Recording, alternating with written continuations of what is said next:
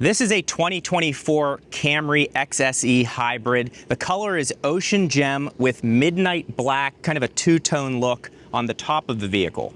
This is Tesla's entry-level Model 3 in stealth gray, and you are going to be amazed at how close these two are. So we're going to start out with a few facts for you.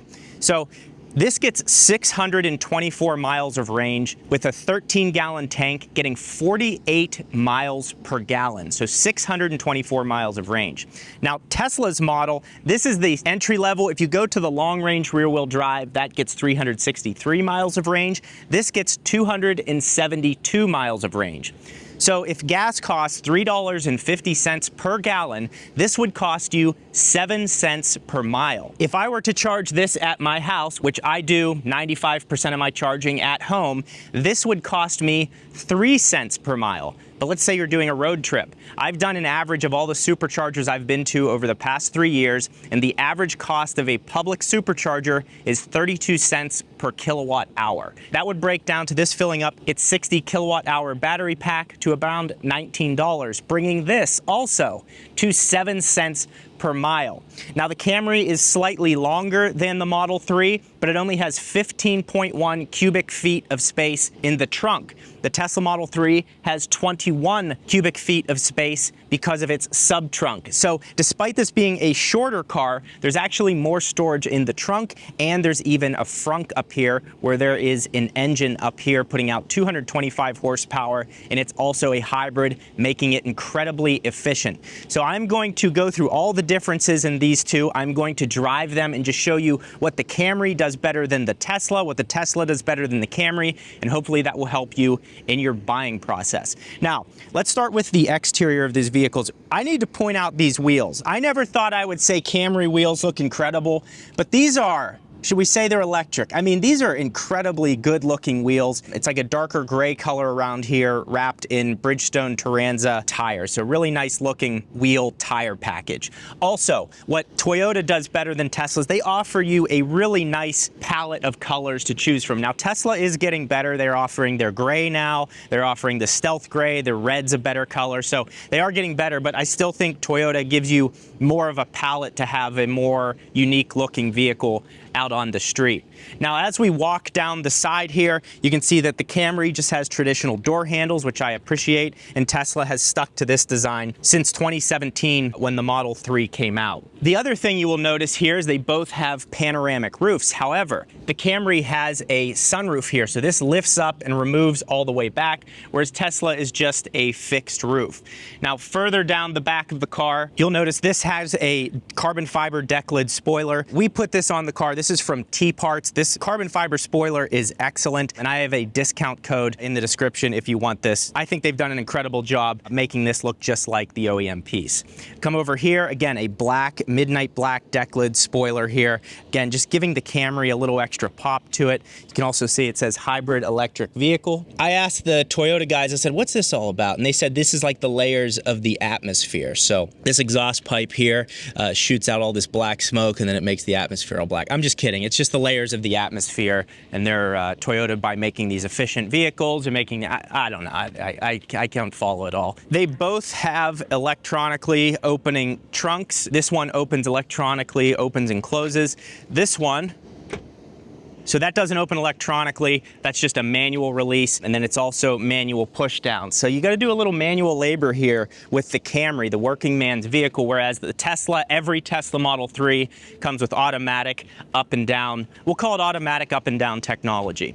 So again, a ton of space here, and this is actually wider, this is a much wider opening than the Model 3, but the overall cubic footage is actually larger than the Model 3, which I found pretty surprising. We'll do a space test in the Camry. Also, this is kind of funny. The press car, there's a shortage of floor mats right now. So the press car does not have floor mats, but if you need floor mats, go to 3dmatsusa.com. They make the best floor mats for the Teslas. They fit incredibly well. They also make them for Toyota, Porsche, whatever car you have, they have them. And I have a discount code in the description. So Andrew is 6'3". Andrew's behind the camera. So let's see how I fit behind a 6'3" person. Wow, that's surprising. It is not bad. There's a decent amount of space back here. There's some air vents. You can turn them up and down. It does, I mean, these air vents look like they came out of a Dodge Stratus from the 90s. And then you have your two USB-C and USB-A. Oh, you have a USB-A and then a USB-C charging port in the rear of this thing. Overall, the rear of the car is pretty bare bones. You have your center armrest here, which actually just kind of sags down onto the seat. But it is, okay, so it is designed that way though, because these sit flat as it's resting on the seat. If it were to hover up here, your drinks would be aiming backwards, so that's not an accident. That's exactly how it was designed. See, engineers, they're just smarter than us, you know what I mean? That's why I always have a problem when people are like, this car's not charging appropriately. And it's like, how many cars have you built, dummy? Okay, onto the front of the vehicle. Every Tesla Model 3 comes with heated and cooled seats.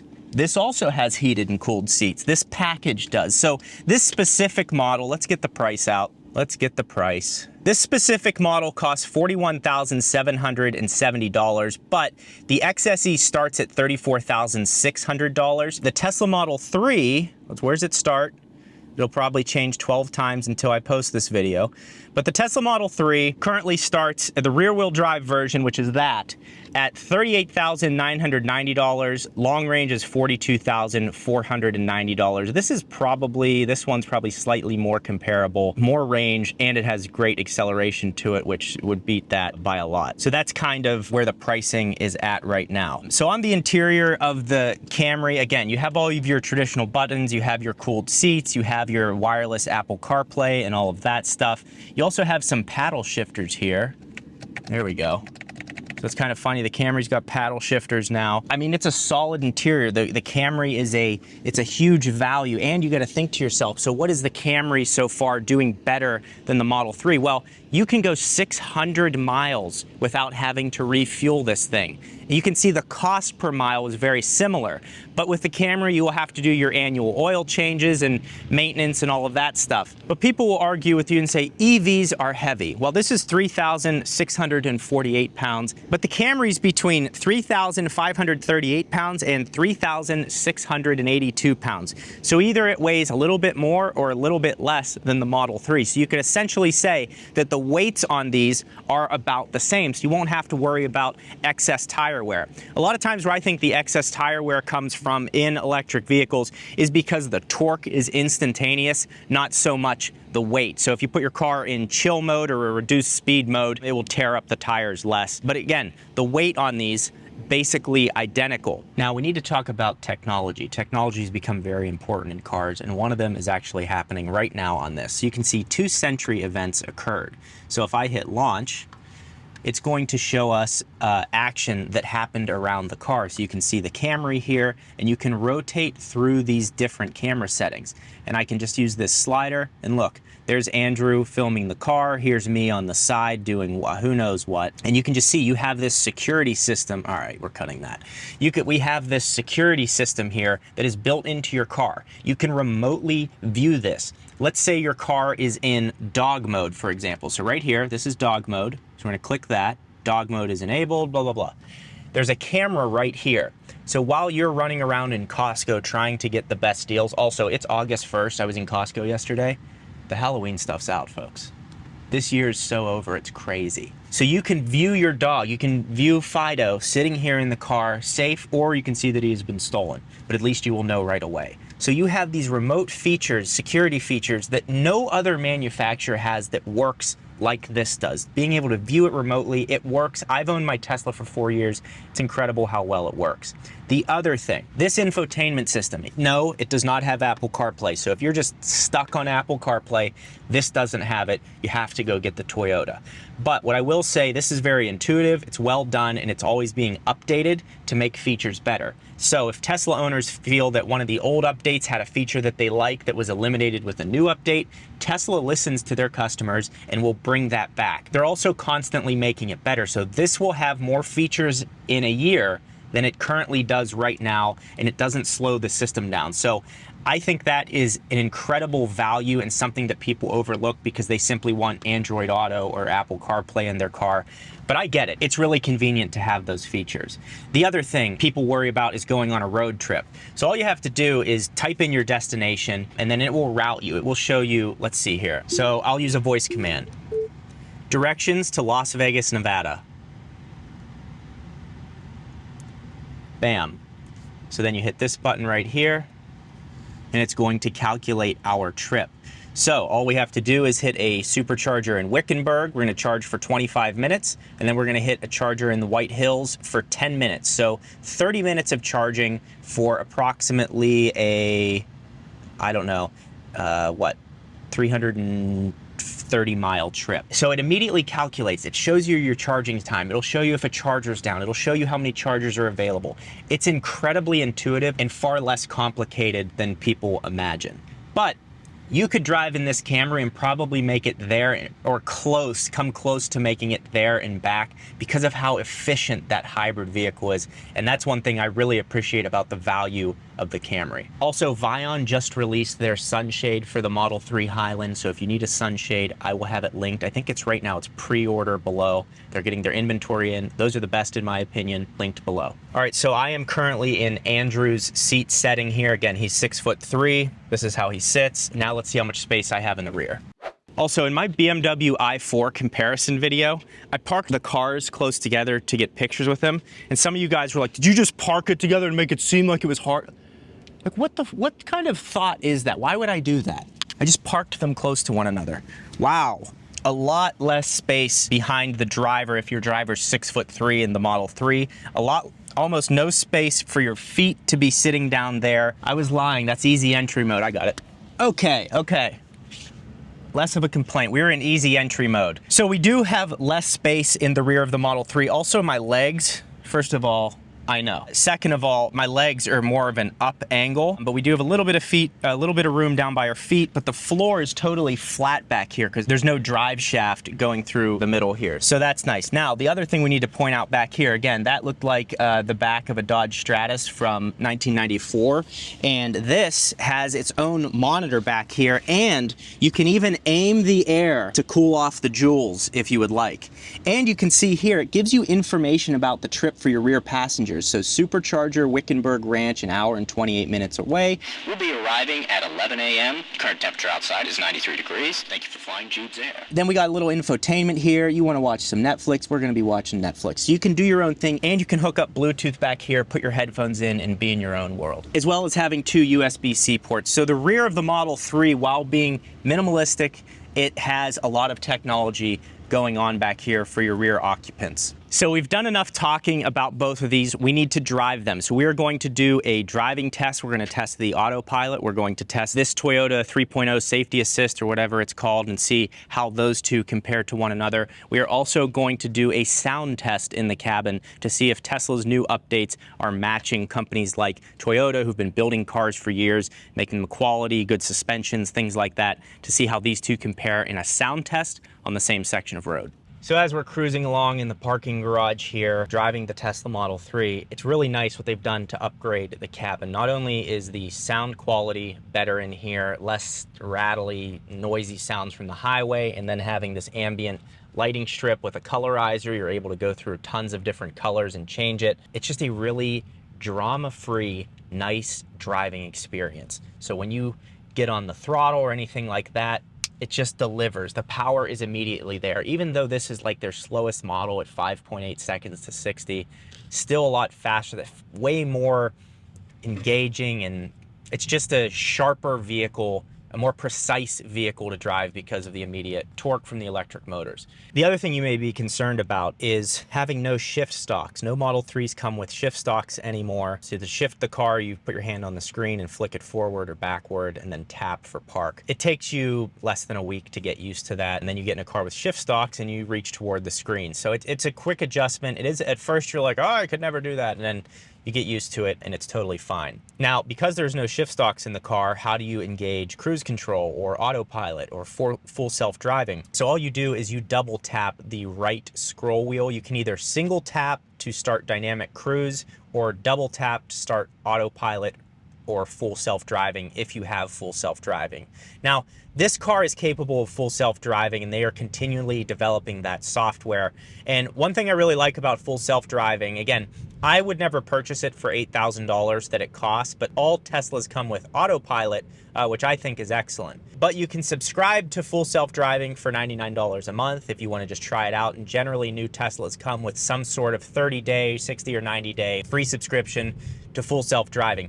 What I like about it is if you're uncomfortable driving at night or early in the morning, or just want to have an extra level of security there, it can almost act, someone's described this as a cheap chauffeur. And I mean really cheap. But it's just an extra level of security. You still have to monitor it, you still have to babysit it, but this car has that capability to literally take you from point A to point B with very little intervention from you, and these other vehicles do not have that. And keep in mind, these cost approximately the same, and this also has a upfront tax credit on it. So before you had to do the tax credit when you do your taxes, this is an upfront credit. So if the car is 40 grand and it's a $7,500 tax incentive, then you're looking at a $32,500 car. It takes it right off of the cost. Now, to qualify for that, currently, you have to make under $150,000 a year as an individual. You have to make less than $300,000 a year if you're filing jointly with your husband, wife, or whoever you're married to. Or one loophole is if you own a business where you're using your car and the car is going to be put under your business,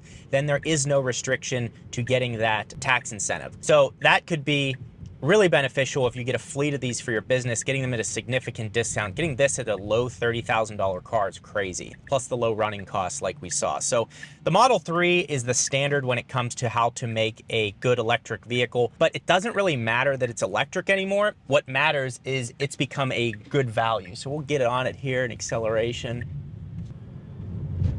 60. I mean, the thing rips. Like, it feels nice to drive. The steering is very direct. You can change the steering weight, all that type of stuff. That you can also put into the Camry, you can put into manual mode. But yeah, no, the Model 3 feels very good. The wheel is nice and ergonomic, and the leather on the steering wheel, the vegan leather, what they call it, or pleather, lasts and holds up very well. It doesn't get that shiny look to it that a lot of luxury brands get on their leather steering wheels. So now that we've kind of covered the Model 3, let's jump into the Camry. And again, we will do the sound test to see how close they are as far as cabin noise at highway speeds. All right, folks, so Andrew and I have a very scientific way of testing sound systems in cars. There's only one song to test the sound system with, and it passed with flying colors. I mean, it made my nipples hard. It just was vibrating in this car like I've never felt. And the mirror was vibrating, so the bass hits in this thing when you are playing A Milli by Lil Wayne. So great sound system. The cooled seats are great.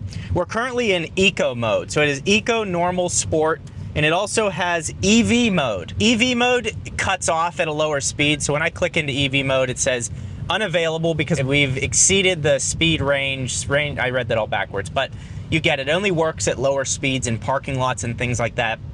But that's actually good because that's when a gas car is least efficient. You want it to be using battery at those speeds and then a mix of that as you're going at highway speeds. This actually has a sport tune suspension. It has the nicer wheels on it. So I don't know, the ride quality on it is good, but it's not maybe as soft as you would think. It's still comfortable though. Again, having the cooled seats and everything like that. Beautiful display with Apple CarPlay here. We got, look at Lil Wayne. Apple CarPlay here, wireless. It works really well and seamlessly. So that's all nice. We also have our shift stocks back here so we can easily do things that we need to do, and all of that works really nicely. And actually the car is showing 399 miles of range. We've driven it maybe, I don't know, only 30 miles so far, so not a ton.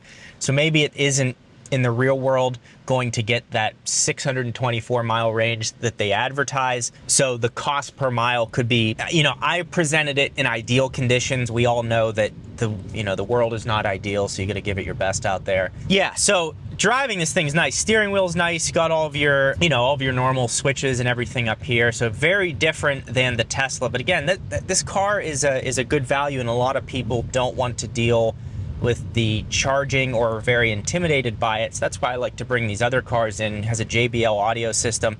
Yeah, I'm a fan of the Camry. Now, not for me, but as a car in general. It's not for me, but as a car in general, it's a nice value and seems to be well built. I see why they sell so many of these. So I just put the car into sport mode. If we floor it, it's not awful. You know, it gets you up to speed fairly quickly. And actually where the car does well is at lower speeds. You have, because of the hybrid technology that's in it, you're able to use some electricity to get that immediate torque. And that actually helps the car from a dig, from a stop, to get up to speed with low effort, low input from you on the gas pedal, which is nice. So it actually, you know, it does a nice job of that. Comfort and space in this thing, I mean, it's a Camry. They have a lot of space. Now with the upgraded technology in these things and being able to, having this, like Tesla should have one of these, but they just don't. Furthermore, you can open up the sunroof. Well, let's actually open it up. And now we've got a Targa. So I think that's a nice feature too. No Tesla currently offered. You can do that too. If you want to roll with the top down, maybe you're on the Vegas Strip and you want to dump the tits out all over the strip. You can't do that in a Tesla. You can only dump them in a Toyota. The thing that we're doing right now is a sound test. So we've got my handy dandy device here, and let's see at 70 miles per hour what type of cabin noise we are getting in the Camry. Let's turn AC off.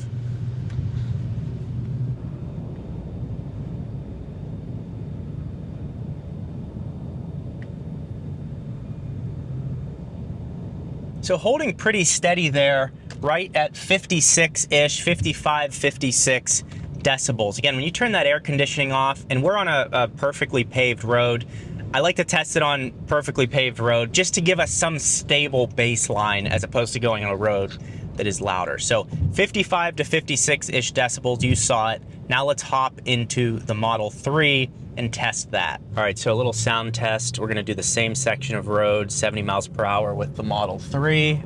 We were at 55 to 56. So let's get it up to speed.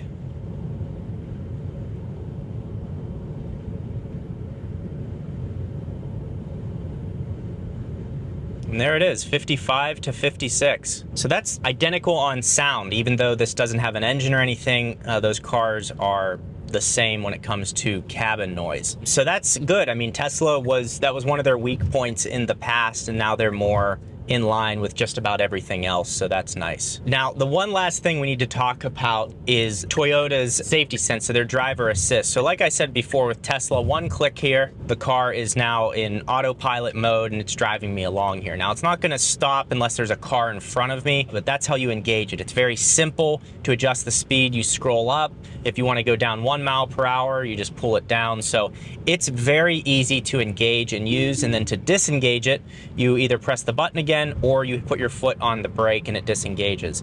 But what's nice about Toyotas is it's a capacitive touch wheel. So the wheel knows when you're grabbing it and doesn't, as long as your hand is just resting on the wheel right here, you don't have to jiggle it or anything like that. It knows that you are paying attention, where this kind of prods you constantly to keep your hand on the wheel, pay attention, all that stuff. Now, you should be paying attention, obviously. I just find that there's less intervention on that system, but this system has much more of a intuitive and learning capabilities, and its capabilities far exceed the Toyota's system.